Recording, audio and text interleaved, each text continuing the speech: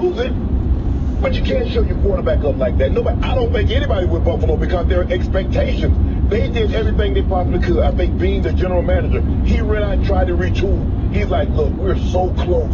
We were 13 seconds away from being in the championship game and having it in our building. Yeah. But you win 3 straight AFC East titles, Skip. But you can't be in one breath, I'm him, when things go well, and then show this kind of emotion when things go bad. Yeah.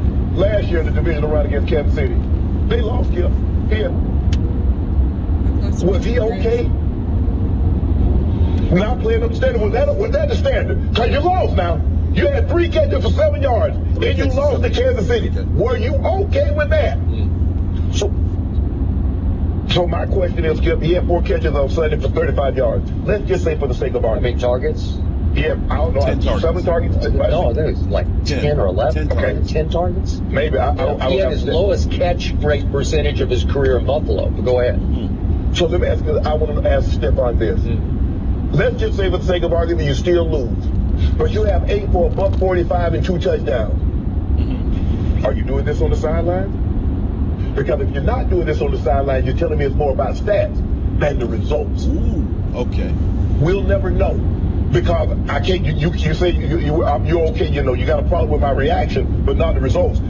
I don't know what the results would have been. Yeah. All I know what the results are. All I can base it on what you did and what the results are. Yeah. I just believe, Josh, and you have a great relationship. I don't get, like, you actually thought Josh Allen went to the game and said, you know what, I ain't giving Stefan the ball today, man. I'm going to show we can win without him. You said he got 10 targets. It just didn't work out. But I'm just a firm believer, Skip, having been on those sidelines and those locker rooms in those moments, I just believe that showing up my teammate, or especially that guy, was a no-go for me. Okay, I got it.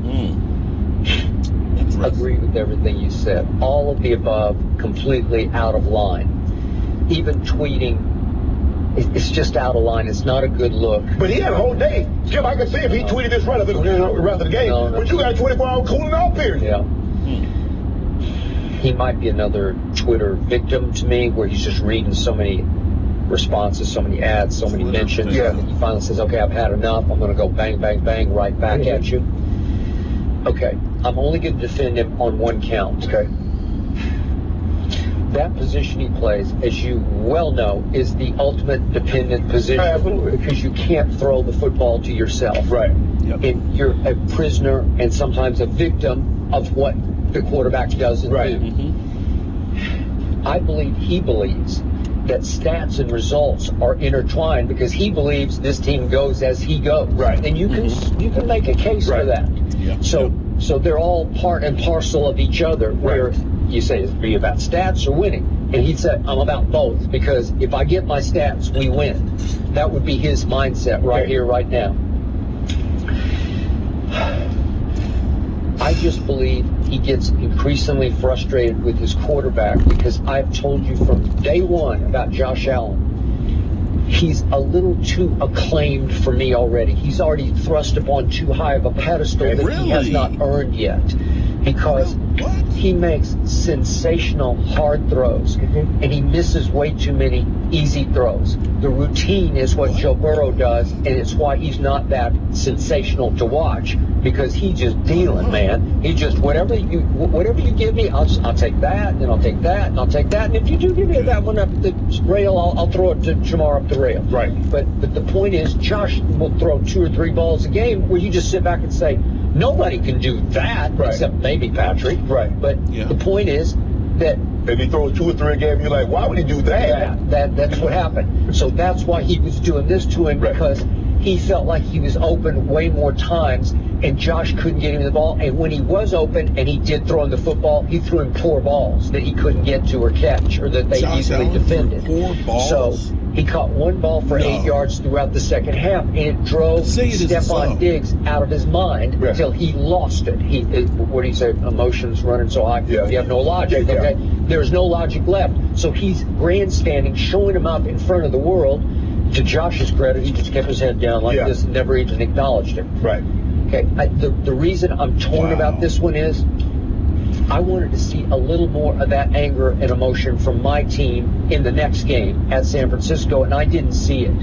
I think my team was very happy to beat Tampa at Tampa, beat the GOAT at the GOAT, and then whatever happened at San Francisco was just fine. I don't think any of them lost any sleep. I don't see any of them tweeting out of anger. I don't see any of them F-bombing like Brady did, because they don't care that much about it, because nobody is afraid of losing their job there. There's no fear factor. There's no Mike Shanahan coaching this team. There's no Jimmy Johnson coaching this team. There's none of those guys upstairs, because it's just good old Uncle Jerry, Granddad Jerry upstairs, and he'll be fine with this because he loves us. He's going to take care of us. He always takes care of us. Well, that's the attitude. Did you see those ratings, Jerry? Go back. Did you see those ratings? We've gone off the rails here. I'm on the road again as always, and it's just amazing to me because I did a video yesterday and I pointed out about this whole thing about Stefan Diggs literally blowing up on the sidelines at Josh Allen, and how Josh Allen actually leads the NFL in turnovers. And as they pointed out, that they've won the AFC East 3 years in a row, but they're not getting the Super Bowls. Now, to their credit, they are winning. They're winning in things, but they're failing in the playoffs. You heard him say, they went ahead and retooled. They got him more weapons and things like that, and still didn't quite make it. But I don't see people throwing Josh Allen under the bus. Now, here's the thing. Everybody's out there, trade Dak, get rid of Dak. You can't get rid of Dak. Right now, you cannot. If you wanted to, you can. Because getting rid of Dak is $62 million cap hit in dead money next year. And then you got to replace him. Now, here's where it really gets funny to me. It's comical. Because here it is. They're talking about whether or not Tom Brady will retire and so on, right? Now Tom Brady has been the GOAT, the greatest quarterback that's never been hit in history. No ifs, ands, or buts about it.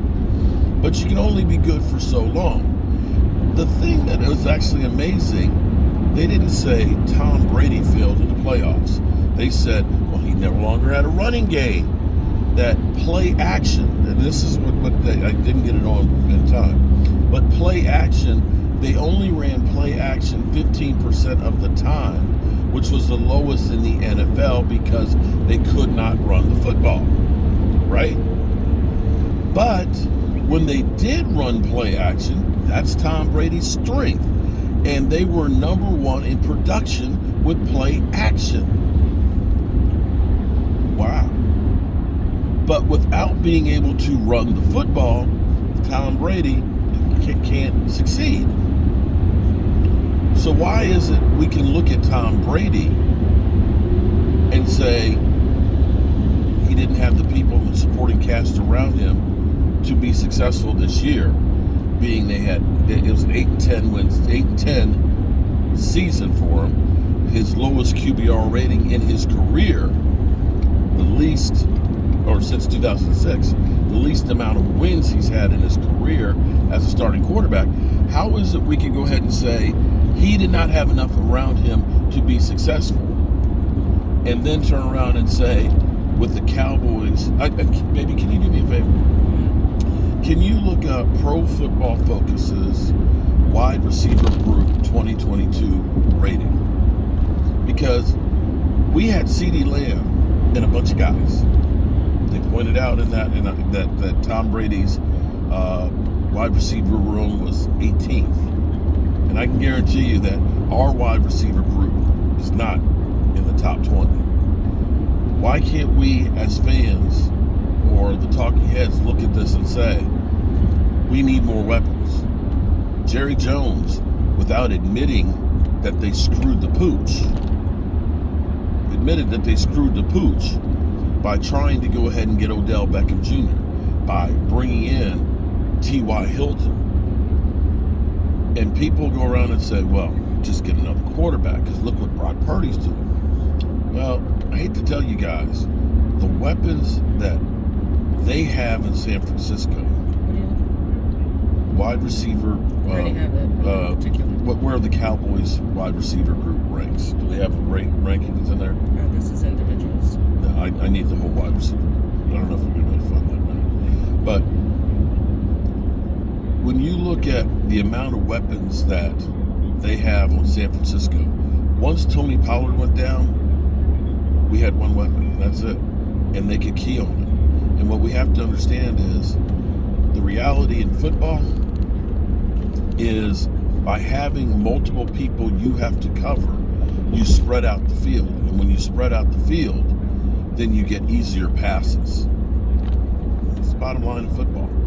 But they know we're not scared of Noah Brown. You know, take a look at Dalton Schultz versus George Kittle. You see those catches George Kittle was making where he should have been jacked up?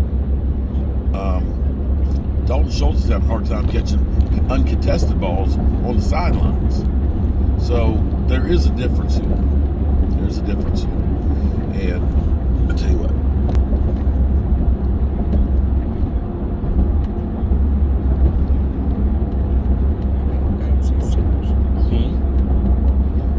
It'll be probably Pro Football Reference. It should be 2022 end of season wide receiver grouping. I have Pro Football Focus wide receiver rankings for 2012. Does that need to change?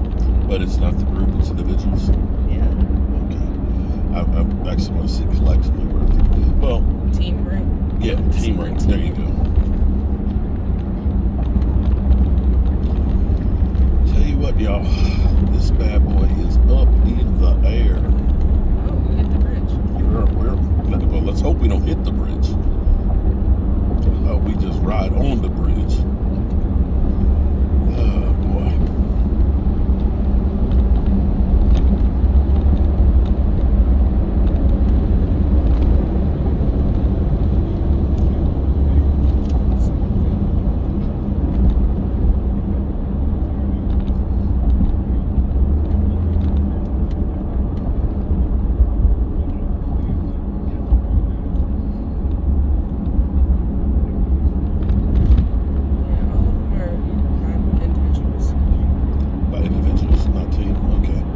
I'll have to find that for you guys later.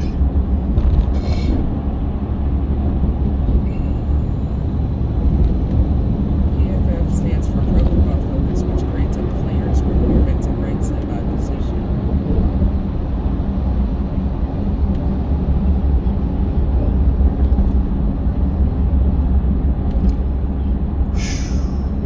I hate this bridge. Does PFF rank teams? They do, because last year they ranked the Cowboys offensive line at number 1, which was BS.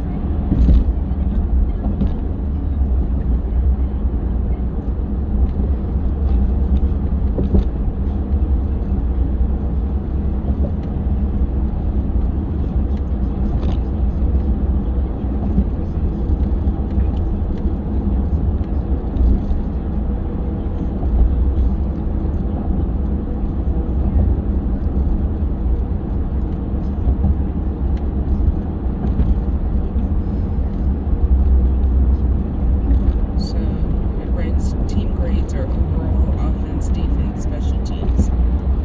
Okay, go to team ranks overall. Overall, they're 9th. On wide receivers? No, Okay.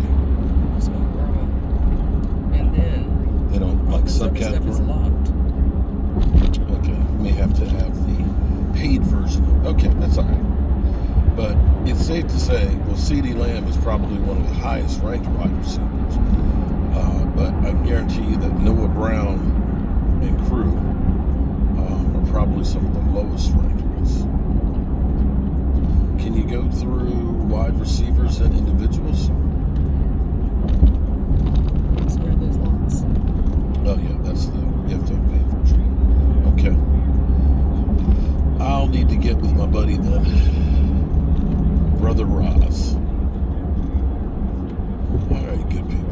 Thank God we're down off the highway. I hate height. brilliance, and I hate bridges. And when you combine the two of them, it ain't pretty. But safe to say, other quarterbacks are getting a pass because of lack of weapons or other reasons. And mind you, I want to point one thing else out too. Dak did have 2 interceptions in that game. Brock Purdy should have had 3 in there that were literally in the defender's hands that would have been game changers. And FYI, Josh Allen in his 2 games at home, 3 interceptions. Things aren't equal, folks. Things aren't equal. Dak Prescott is there on a different set of standards. And unfortunately, people don't see the difference. But it is what it is.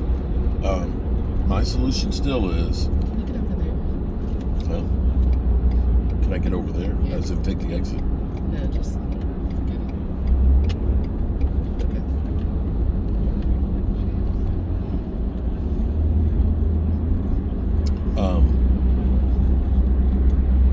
I lost my thought. Sorry. My whole solution to this is, much like the Buffalo Bills did, was let's go out and get playmakers like Diggs and so on, and try and take the quarterback that we have and get him there to the Super Bowl. All right, good people. Have a great day. I'll see you guys later. Peace.